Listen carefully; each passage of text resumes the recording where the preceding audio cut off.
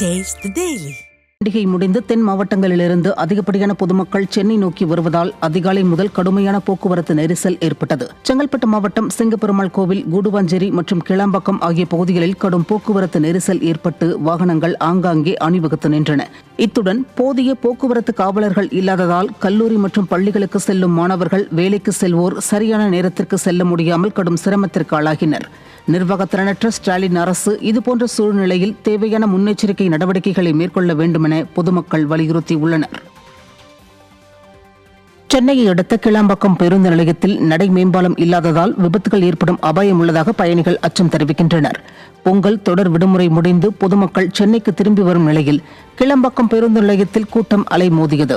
அரசு மற்றும் தனியார் பேருந்துகள் திருச்சி சென்னை தேசிய நெடுஞ்சாலையிலேயே பயணிகளை இறக்கிவிட்டு செல்வதால் புறநகர் பேருந்து நிலையத்திற்கு செல்ல ஆபத்தான முறையில் சாலையை கடக்க வேண்டியுள்ளதாகவும், இப்பகுதியில் நடை மேம்பாலம் அமைக்கும் பணியை ஸ்டாலின் அரசு ஆமை வேகத்தில் மேற்கொள்வதாகவும் பொதுமக்கள் குற்றம் சாட்டுகின்றனர். மேலும் கிளாம்பாக்கம் புறநகர் ரயில் நிலையம் அமைக்கும் பணிகளை விரைந்து முடிக்க வேண்டும் என்றும் பொதுமக்கள் வலியுறுத்துகின்றனர்.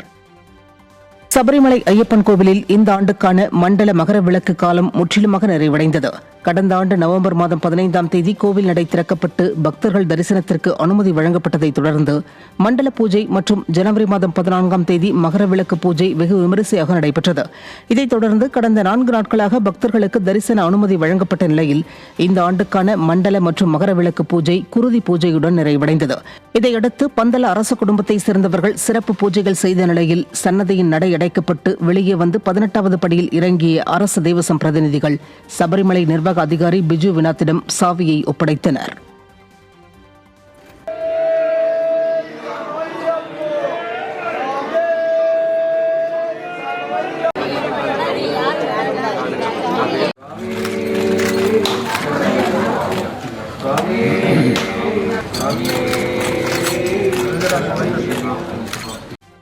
விழாவை ஒட்டி சென்னை விமான நிலையத்தில் 5 அடுக்கு பாதுகாப்பு முறை அமல்படுத்தப்பட உள்ளது. நாட்டின் 76வது குடியரசு தின விழா வரும் 26ஆம் தேதி கோலாகலமாக கொண்டாடப்பட உள்ளது. இதனை முன்னிட்டு நாடு முழுவதும் முக்கிய இடங்களில் பாதுகாப்புகள் பலப்படுத்தப்பட்டுள்ளன.